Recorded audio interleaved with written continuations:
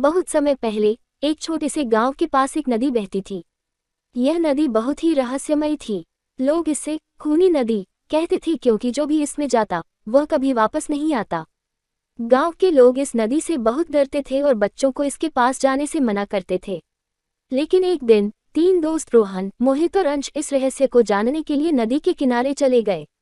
उन्हें यह जानने की जिज्ञासा थी कि आखिर नदी में ऐसा क्या है जो लोग लौटकर नहीं आते।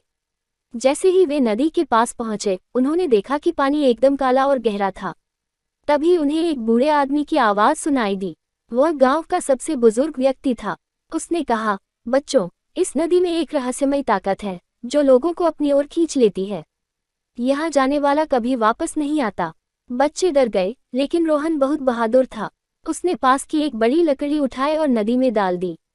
देखते ही देखते लकड़ी पानी में समा गई। यह देखकर तीनों दोस्त चौंक गए।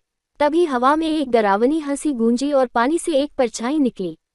बूढ़े व्यक्ति ने बच्चों को पीछे हटने को कहा और एक पवित्र मंत्र पढ़ने लगा। जैसे ही मंत्र खत्म हुआ, नदी का पानी शांत हो गया और परछाई गायब हो गई।